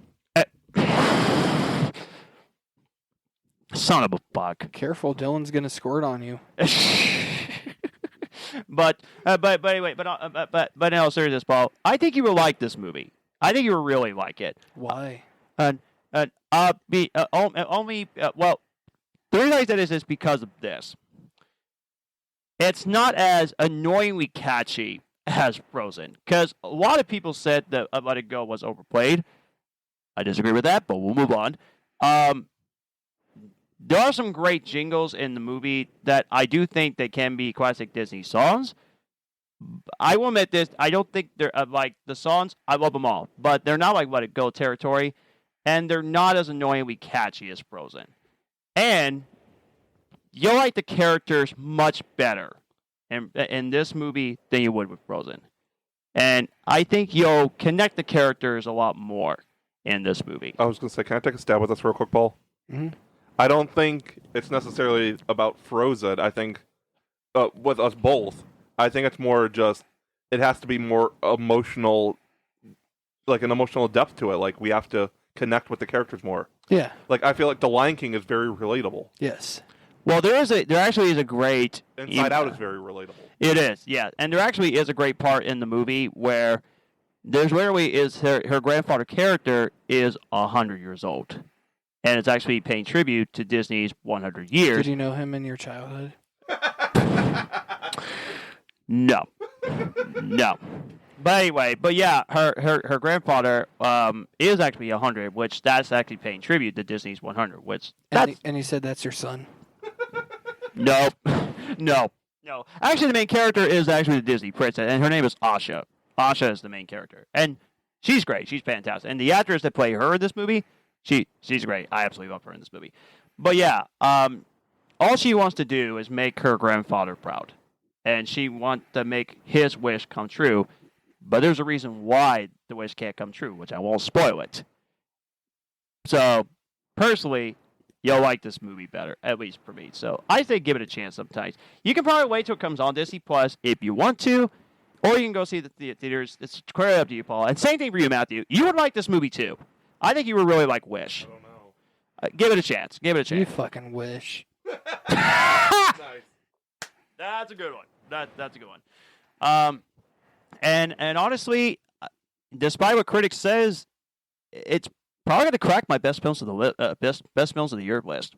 I loved it that much. It's really that great. Nice. And Mom really enjoyed it. You're not going to like this, Matthew. But Mom's issue with Disney movies is she doesn't think villains should exist in Disney movies. She literally said that. She doesn't care for villains. I have a question. Okay. Why? Yeah, I know. Like, okay, hear me out. Disney movies, every movie has to have some kind of antagonist, right? Absolutely. If Disney movies did not have a villain, what would the point of them be? Exactly. That's what I'm thinking. But I laughed it off because I thought to myself, okay, that's kind of a funny criticism, Mom. Okay. What's the point of a movie without a villain, period? Exactly. Oh, I like your slasher movie, but I think that you shouldn't have a slasher in it. True. You know what I mean? Yeah. No, not just that. Movies, the core of movies. I like that Jaws movie, but the shark should have been nicer. The core of most movies, with romance and stuff excluded, the core of most movies goes down to good versus evil. Yes. You want to root for the hero or sometimes the villain, but usually you just want that feeling of everything's going to be okay. The hero will triumph in the Yes. Exactly. There is struggle, there is conflict, and therefore there is resolution. end. Yeah. Yeah, exactly. But apparently, I mean, her biggest criticism is the one thing that she doesn't that she still loves Disney movies, but she actually doesn't like the villains. So To be fair, the to be recent fair, villains you're have supposed to sucked. dislike the villain. That's the point. Yes. The best villain recently was from Big Hero 6. True. I think that, honestly, the best villain was actually in Puss in Boots: The Last Wish. That's not Disney, though. I'm just Yeah, it saying. is. No, it's DreamWorks. Yeah, it's DreamWorks Animation. Oh, never Yeah. mind. Big Which Hero 6. I need to watch the rest of Shrek movies before I get to that Mhm. because I heard that film is so good. Which one? Puss in Boots: The Last Wish. It's good. Yeah, I definitely want to check it But out. I took my client because I work at a group home. I took him to see it in the theater. I've actually gotten to take him to see a few premieres. We got to see that. We got to see Mission Impossible: Dead Reckoning. We also got to see Fast X, and we also got to see Creed 3. Nice. I love that I get to do that. Yeah. It probably makes us dig. Like I It said, does. this year as a whole has been so great in terms of movies. Yeah. Creed, I Creed agree with 3, both of you Creed on 3, Scream 6, Dead Reckoning Part 1, Guardians 3. This has been a great year of sequels. Yeah. Not just sequels, originals. True. Oppenheimer, Blue Beetle. Yeah, Oppenheimer, hello. And Blue Beetle, that's also pretty great. Mm. Which, I'm not going to lie to you, whenever I come up with this top 10, I already know what my number 3, 2, and 1 is going to be. But trying to put this top 10 together, it's going to be difficult Yeah, I'm to doing put this list together. I'm doing 15 because I cannot come up with a top 10. He Yeah. also wants to justify Barbie being his number one. Who? You. No! I was surprised that I love Barbie more. I was very surprised that I love Barbie. I was stunned. I have Everyone's entitled to their wrong opinion. Well, I mean, like I said if critics loved the movie, I was going to go see it, and like I said, it surprised me. I enjoyed it. It was weird. as of right now, I believe I've seen 60 movies from this year. And Barbie is near the bottom 5. Well, my Bottom 10. my Don't girlfriend. give a single shit what your girlfriend has to say. No, about no, her. she didn't like it either, Matthew. Don't worry. Oh, She okay. didn't like it either. She saw it. I don't know who invited her. I'm guessing it was one of her friends of hers. Whoa! Yeah. Holy shit! Yeah. John didn't invite his girlfriend? You're a fucking dick! But the truth is, she didn't like Oppenheimer either because she said the film was too long. So she can't. Fucking noob. Fucking plebeian. Please respect her. Her own respect for her own feelings. If she doesn't like Oppenheimer, I can't respect her. Paul, please be careful with that. I've been with her 7 years, and I respect any of. Paul's not with her. No, I know, but I'm just saying, no, don't go there, buddy. Don't go there. Don't go there. We don't have Anyway, the throw mat yet, but either way, I would demolish you. I know you. I cannot wait to get that. I know you would. What a wrestling move. I know that. Anyway, Wish is great. Love the film. If I could give this more than 10, this will definitely be the movie that I would give more than 10 to. So fantastic. And we got to always do a show about why movie criticism is dead. I'm so sick and tired of critics hating movies that we love. It's so dumb. I have an episode coming up. I'm going to go ahead and announce it now. I was going to wait for the New Year special, but I want to get people excited about the new year. So I'll go ahead and announce it now because we got 2 episodes left of the year, including this one. We're doing an episode January, February, sometime about that.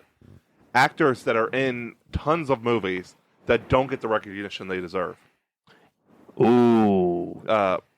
For example, I won't say who. There's been an actor who's been in like 89 movies since The Dark Knight came out. Wow. He's had several lead roles. He's been minor roles, anything from independent films to big blockbuster films. But he's not a household name. I can tell you one right now. Neil McDonough. Yeah. He's in several things. He's been in small movies. The Shift, let's say that. Yeah. It's going to be a smaller movie. It's a Christian studio. Mm-hmm. But he's also been in the MCU. He's big and small movies. Mm-hmm. David Dastmalchian was who I was thinking. Yeah.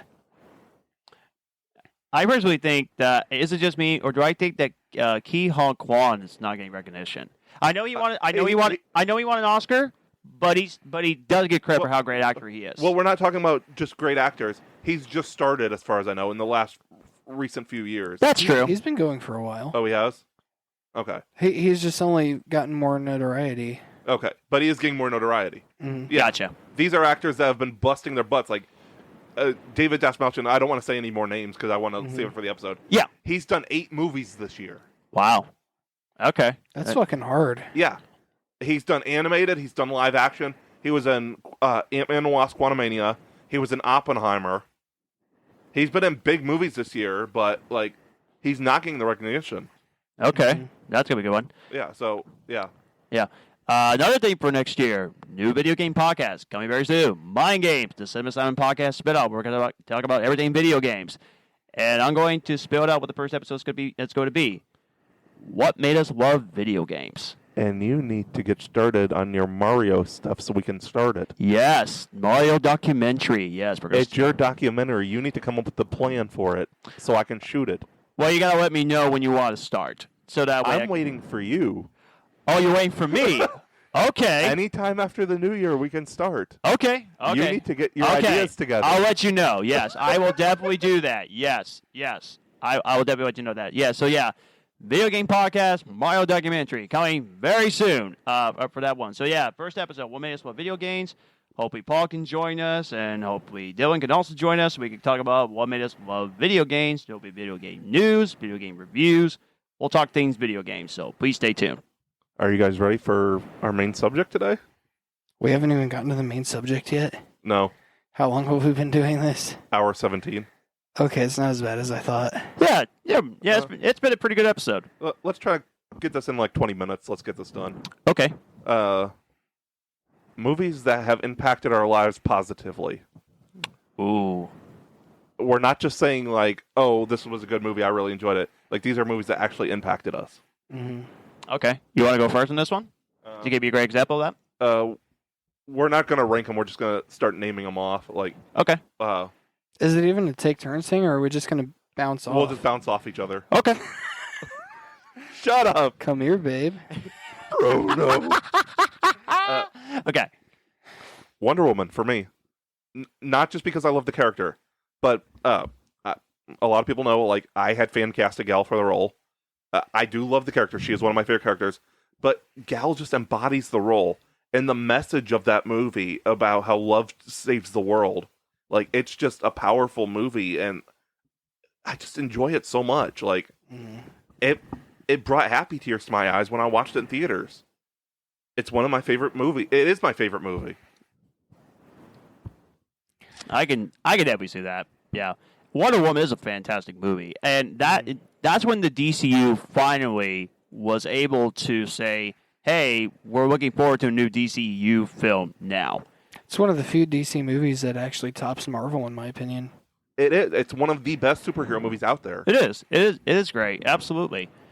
I just hope this show continue in the new universe, which I hope so. No? She's gone. Thank God. Son of a buck. That. My God, was not a buck. No. No, I was talking about you on this one. But really, oh, wow, that's not good. The only cast that is confirmed, well, the only cast that apparently will be confirmed, two are actually confirmed. John Cena. Yeah. Viola Davis. And it looks like Margot Robbie's back. And I think they also confirmed the actor of Blue Beetle Yeah, was Blue also Beetle. going to be there, which is great because Blue Beetle's great. Everybody else- Duena. Yeah, everybody else is gone. Ouch. Okay. I would probably say Big Hero 6. Yes. You know, it. Honestly, I connect with anything that has family turmoil. You know, loss, I really connect with.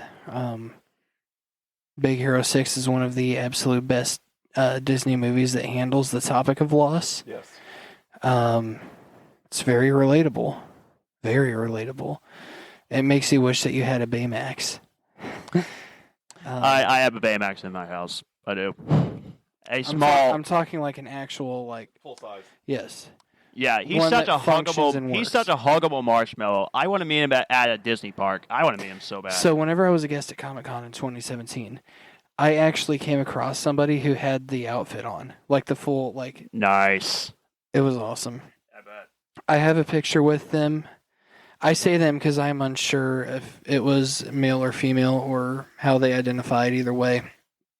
But yeah, I don't have that picture anymore to my knowledge, unfortunately. But goddamn, I love that movie and it impacted me, you know. That was the time period that I started going through some personal loss, and so, you know, it helped me through. You know, that's a large part of why I love certain films so much, is because they help you through. Yes. They distract you, whether it's an hour and a half, 2 hours, 2.5 hours, or in Matthew's case, 4.5 hours. You know, it takes you away from bullshit for that time. Yeah, one of my films I'm going to mention is 4 hours. So. But yeah, Big Hero 6. It's just a fantastic Disney movie. It's so good. It's definitely right up in the top 2 of the best Disney animated films. So right with Big Hero 6 or Wreck-It Ralph. There were so many amazing Disney movies that came out in the 2010s. So good. So fantastic. Okay. Please don't laugh at me when I say this. Okay. This was a long, long time ago when I was very little, and I watched that movie over and over and over and over again. And I quote that movie so many times. Mhm. And that Charlotte's Web 1970s movie that actually came out. The live action? The anime one. Oh, I haven't seen that one. I was going to say the live action I actually enjoyed. Yeah, the live action one I actually really enjoy. But yeah, I believe this was my very first movie I watched when I was little. And my mom would definitely say that I would quote that movie so many times. And that's probably what got me into talking for the first time at the age of 8.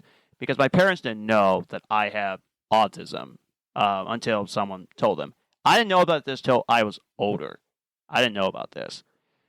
But I remember, what I remember was loving the movie, and it was probably my very first animated film that I ever watched, and I didn't know what animation was at the time. I didn't know what it was.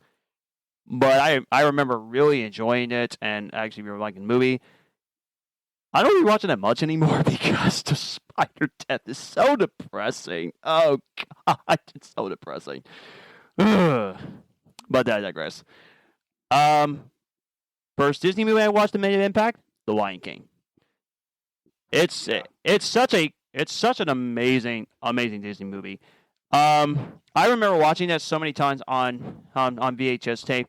Now, I gotta be honest with you, at the time, I don't think anymore. No, I really love this movie. At the time, I thought it was a little overrated because a lot of people watch that so many times and they talk about The Lion King too much. But when I rewatched it before the remake, I started to appreciate the animated movie a lot more. And the characters are just so lovable, and that got me into loving Disney movies. That's on my list too. The Lion King. Like, Yeah, that was the movie of my childhood. it was. It's great. It's absolutely fantastic. It's definitely, I can definitely see why it's considered one of the best movies of all time, one of the best animated films of all time. I just pulled it up now. It's number 37 top movie of all time on IMDb. There you go. But that's what got me into loving Disney was that animated film. I mean, every character is so iconic. The songs are iconic. If you told me, John, sing me a Lion King song, I would know exactly what you're talking about. And you say, name me a line from the Lion King, I'll say the line. Means no worries for the rest of your days. It's our problems free philosophy. Hakuna Matata. So see, even as grown-ups, we love this movie. So it's great. I absolutely love it. I will say, if someone I know ever has kids and they're watching that, I will traumatize that kid. Because whenever I hear "I Just Can't Wait to Be King," I always go, "I'm working on my roar." But yeah, that absolutely love it. What else do you got? I'm going to try not to do too many superhero movies, even though superhero movies have been a big impact in my life. Yeah. I've got like maybe 5 superhero movies I'm going to mention. The Dark Knight. Yeah. I've always been a Batman fan ever since a little. Batman the Animated Series and Power Rangers were my childhood. The magic, just pure magic of Heath Ledger's Joker performance. There will never be another performance in superhero genre like it. Right. I don't care. Ryan Reynolds is amazing as Deadpool. Robert Downey Jr. is amazing as Iron Man. Nothing will ever top Heath Ledger as Joker. Nothing. It was incredible. It is. It's a perfect film. Like I said, if there was a definition of a perfect movie, it would be The Dark Knight. Now, I did say the Batman is my favorite Batman. I stand by that. Yeah. But The Dark Knight was still an incredible movie. The Batman was another movie on my list because, as a Batman fan, that is the most accurate description, not of Bruce Wayne, but of Batman we've got so far. Yeah, I agree. It with is that. the most comic accurate Batman movie. I agree. We have. Yeah. I can't wait for the sequel. Yeah. I cannot wait to see it. Which actors and writers? Yes, I'm so happy they're back to work. I love it. You got anything else, Paul, that you want to add? I'm not saying this because of who our guest is next week, but Polar Express. Yeah. You know, that was the first week it came out. My mom and I saw it in theaters 3 times. Yeah. And, you know, I really connected with it because that was around the time that, you know, not only was I kind of in that process of losing my belief in Santa, but like I was kind of struggling with belief, period. Yeah. You know, so the whole concept of believing really stuck with me. And, you know, I just really connected with it. You know, it's not that it handles any like really tough topics, but it does, you know, it teaches you a couple things. There are lessons in it. Right. You know, appreciation is one of them.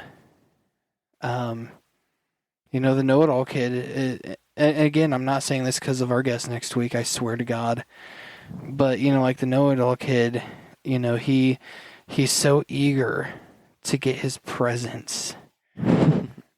And, you know, there's a lesson to be learned there that, you know, you shouldn't be so eager to get those things because then the moment comes and it can be ruined. That's true. So, yeah, that's another one. I guess the only other one that I could say, at least tonight, it's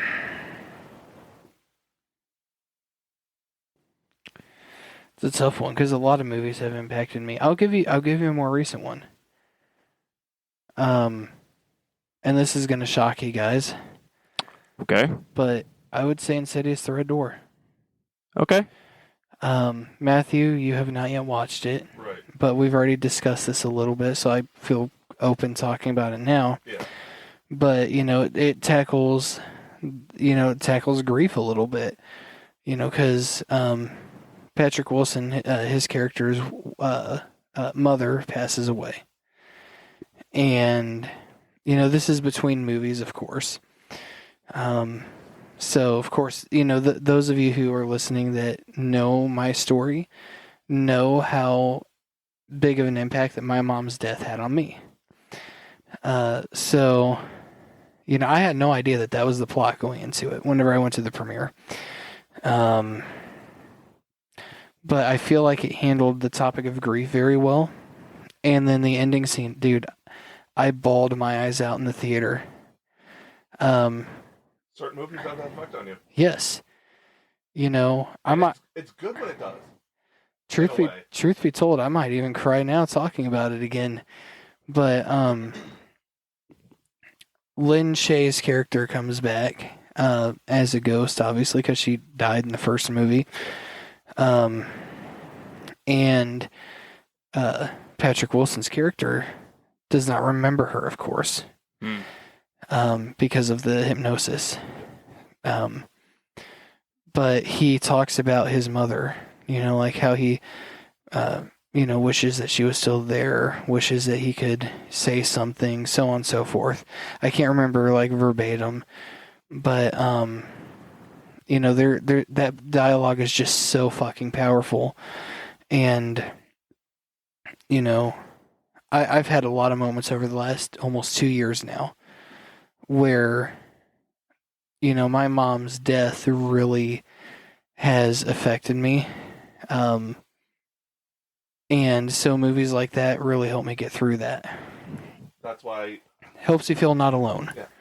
That's why I fast forwarded through that scene in Flash, because it was a very similar thing. Mm-hmm. I know you weren't too excited to watch Flash anyway, but yeah, I did not like what I did see anyway. Yeah, it was a very powerful scene of him talking to his mom. Yeah. Mm-hmm. But she didn't hear him, but yeah. Yeah. It was. Yeah. Yeah. That's really interesting. Yeah. You got another one, John? Yeah, I got a couple of them actually. Yeah, I got 5 more, I think. Okay. 4 more. Okay. This one made me really love superhero films.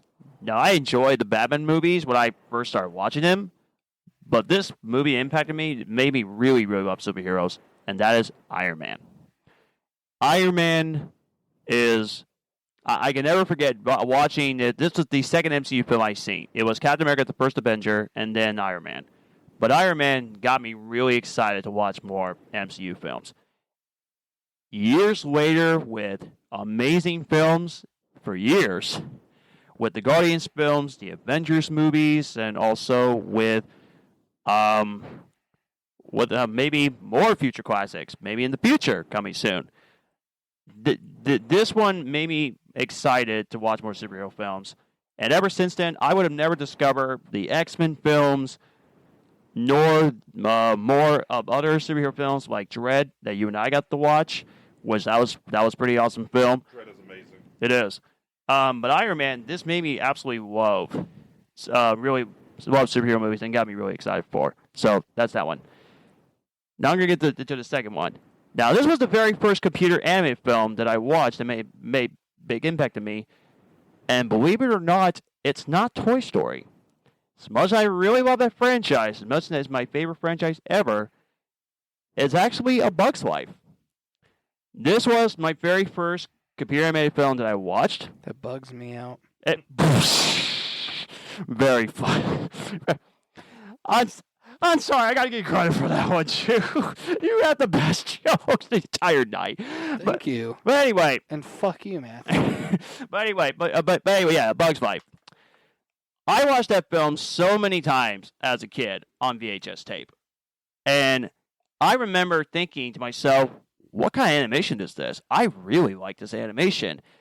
And I also just love the characters. I love the animation. The humor is very funny. The Caterpillar character is great. I love the Caterpillar. Rosenberries. He's great. And that got me into wanting to watch more Pixar movies. And I can never forget being so excited to watch A Bug's Life so many times, like whatever I'm in the mood for. And my parents, they bought VHS tapes so many times, and this is always a movie that I want to pop in the VHS tape. I want to watch A Bug's Life. I want to watch it again. I want to watch it again. And this got me into wanting to check out more computer animated films. And let's be honest, without Toy Story, without A Bug's Life, we would have got Big Hero 6, as we just talked about. We would have got Wreck-It Ralph. We would have never got there's a recent computer animated film that I love that came out. We mentioned Inside Out. Inside Out, that was amazing, which... Did you know that one of John's family members is a bug? Yeah, his aunt.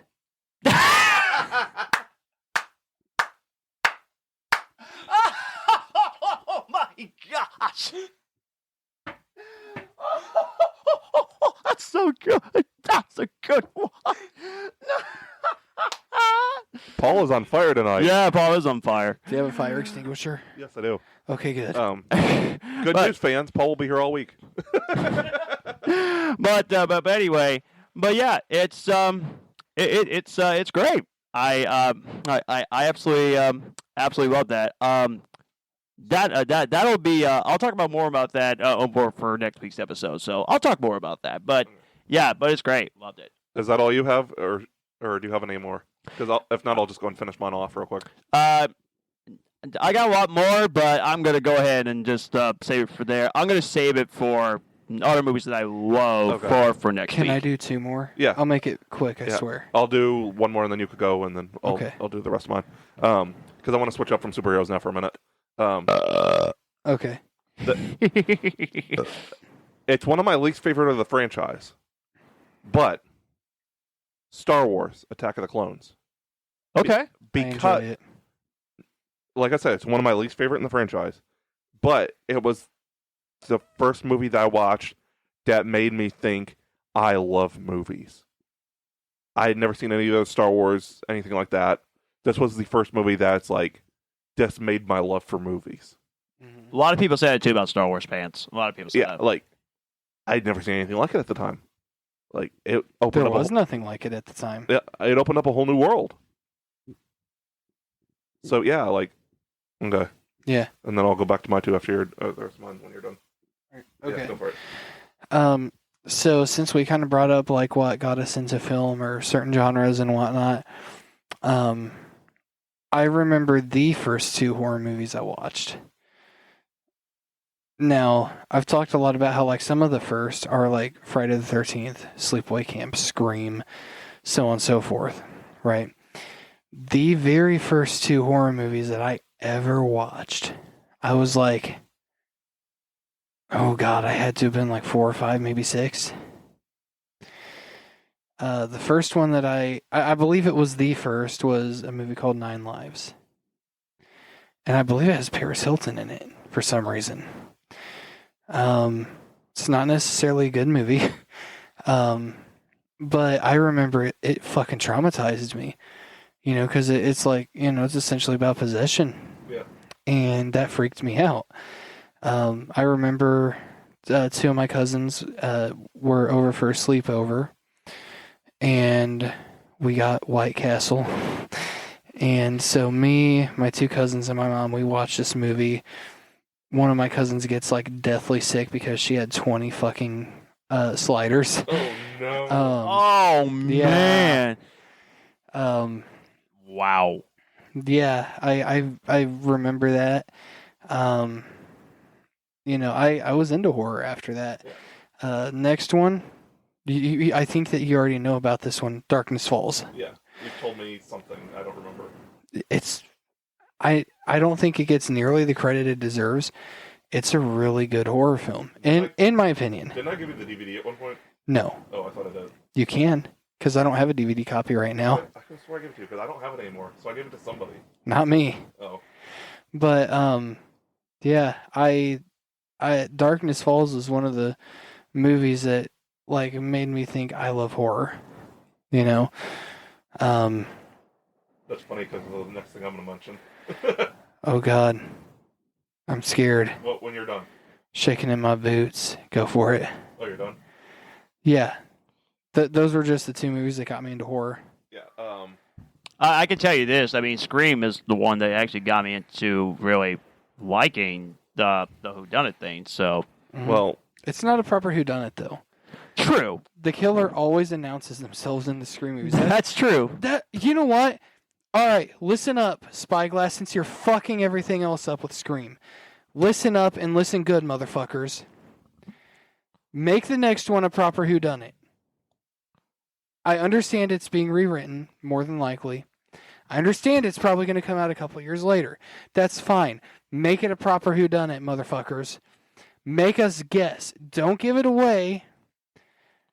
Make us guess. And make the protagonist, whoever that may be, rather it's Sydney, rather it is Sam, whoever it may be, make them have to figure it out. Don't let the killer announce themselves. Please! Yeah. Make it a proper whodunit. Yes. And it will be my favorite Scream movie by proxy. Yeah. That's what I can say about Scream 7. If they are going to do a Scream 7, if they're going to continue, They are for sure. Okay, which I hope to God it's going to be good because I freaking love Scream 6. But Scream 7 is, as of right now, in dramatic terms. Please, I'm begging you, if you're going to make Scream 7 good, don't make it obvious it's the casting change. That's all I'm going to say. I'm not going to get into details because we want to be a quality podcast. But at this moment, they're in trouble right now, and I hope they fix it soon. So that's what I'm going to say. so yeah, the first horror movie I watched was The Ring, but it's not my favorite. Okay. The movie that got me into horror, well, you could say it's a horror movie, you could say it's not. It was also the first R-rated movie I ever seen. Alien. Yes. It was also the first R-rated movie I ever seen. It scared the crap out of me when I first watched it. I was 14. It was the second horror movie I'd ever seen. It scared the crap out of me. And I already love sci-fi, so and it might not be the scariest, there might not be that many jump scares. The suspense level's through the roof when you first watch it. Mm. That's what makes it so terrifying, is just the suspense. And honestly, there's been several creature features since then. Monster horror movies, whatever you want to call it. Yeah. There hasn't been many to do it like it since. It's still a standout 50 years later. Even the sequels haven't done it the same way. Yeah. Well, with the exception of Aliens. But Yeah. that was more of an action movie. Mm-hmm. It had way less horror elements. But there hasn't been much since. The only movies that could come close in the sci-fi horror genre have been The Thing, and to a lesser extent, because it's not as horror-based, Predator. Mm-hmm. But it's really just been The Thing. There's been nothing like it since. I know you've been wanting me to watch that. So, Yeah, The Thing is really good. okay. I got two more. Okay.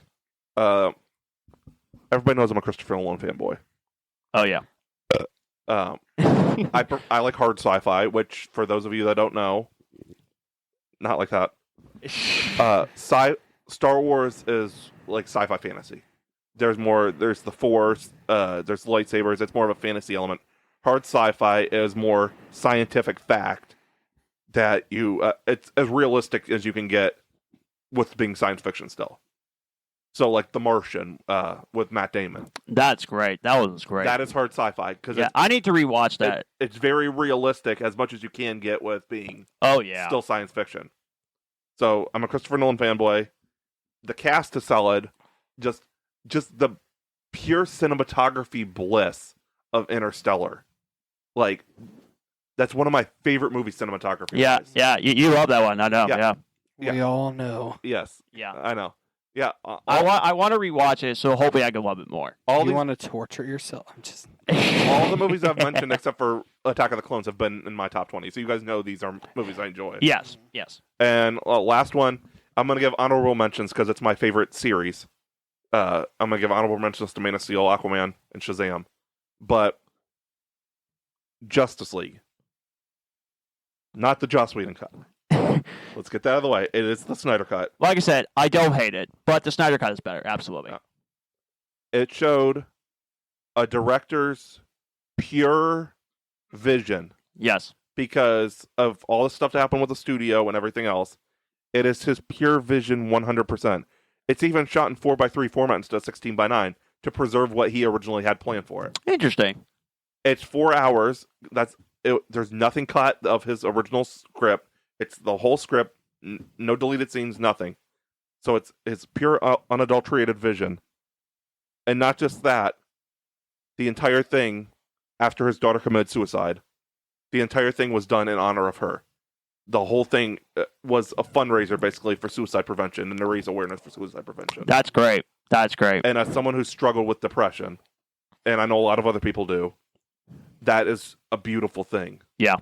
That how much awareness and money they raised. Because Zach spent a lot of his own money on the movie to finish off what he needed done. Yes. But the fans were doing all sorts of fundraisers for suicide prevention to get this movie made. Yeah. And I want to say this too, real quickly, people. I know Paul couldn't maybe be able to watch 4 hours of this movie. But my suggestion is this, guys: if you're gonna watch a 4-hour movie, make this as a mini series. Like, you can actually watch the first part, then come back and watch it again the next day. Then you can watch part 2, come back the next day, and so forth. So make this as a mini series if you guys want to. You don't have to sit through 4 hours of the entire film. I managed to do that amazingly, and I loved the whole thing. Y'all are fucking crazy. Yeah, I watched it and I was like, "Is it over already?" The first time I watched it, I was just mesmerized. Yeah, so was I. I loved the whole film. It was just phenomenal. Hold on, we got a meme here.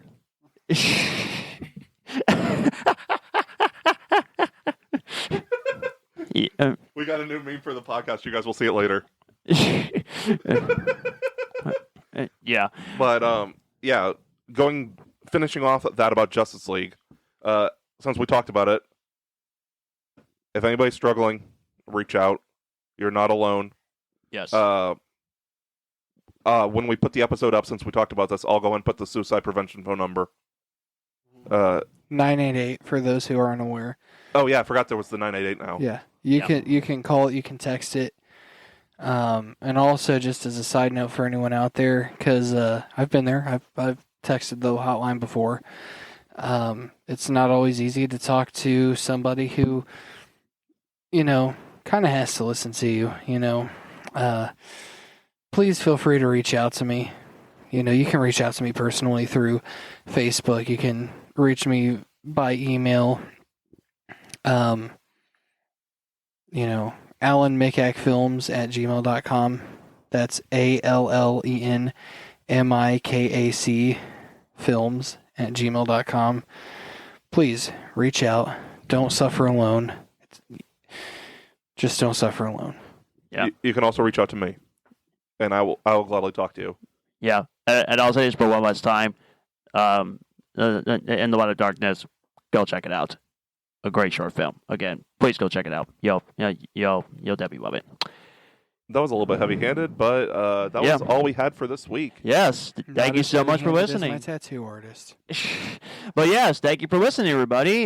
Be sure you check out our Facebook page. Please listen to it on Apple, Spotify, Amazon, all of our audio streaming services, and we need to start posting on Threads more, because I think Threads is going to be the next big thing. Twitter's kind of going away.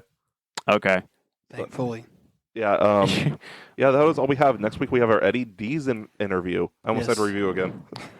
And we're reviewing Eddie Deason. And of course, possibly going to be is going to be a nightmare, or it's going to be the most hilarious thing I'm going to have. And don't forget, we are doing video next week, so we can get your reactions. Whoopee!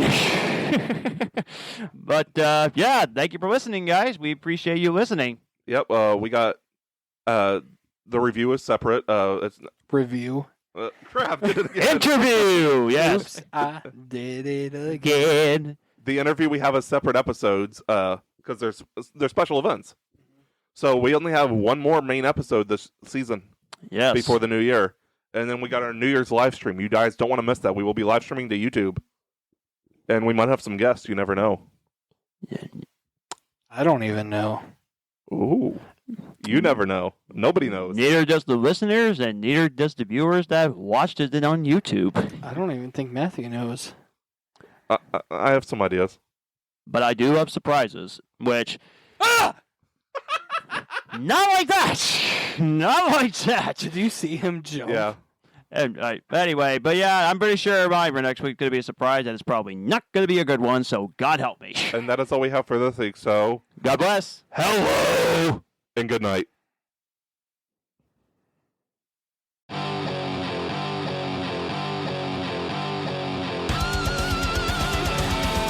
We have been the Cinema Asylum Podcast.